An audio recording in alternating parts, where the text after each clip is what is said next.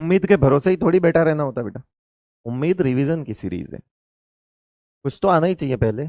हम तो सब पढ़ा देंगे, हम तो बेसिक से भी पढ़ा देंगे।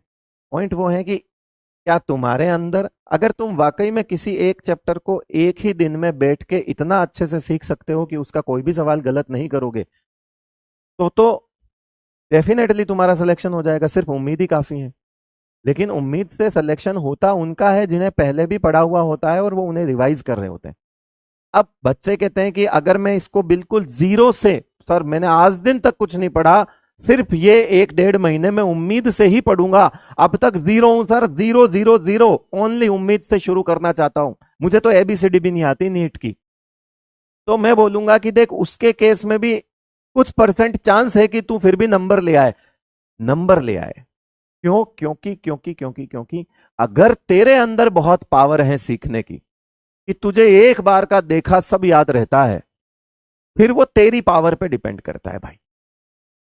फिर तो मैं ये बोलूंगा कि फिर वो तेरे दिमाग पे डिपेंड करता है, क्योंकि हम तो सबको बेसिक से पढ़ा देंगे, हम पढ़ाएंगे बेसिक से।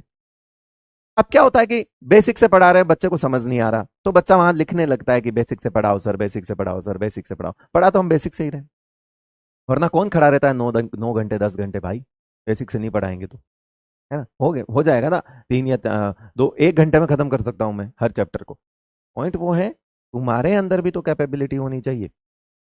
अगर तुम ऐसे हो महारथी, भयंकर, ये एबीसीडी भी नहीं पता, आज रजिस्टर खरीदा है और आज चलाएंगे उम्मीद और आज लिखेंगे पहला शब्द इस पे, तो फिर अगर वो, फिर तो तुम्हारी कैपेबिलिटी हुई भाई। फिर तो हम, जब ऐसा कोई बच्चा आके हमारे को बोलता है ना कि सर मैंने पूरे साल कुछ नहीं किया, सिर्फ उम्मीद से पढ़ के सर सेलेक्ट हुआ हूं, वो हमारे लिए शॉकिंग होता है। वो तो हमारा कहानी हो जाता है ना, हम तो उसको दिखाते हैं कि ये सिर्फ उम्मीद से सिलेक्ट हुआ है।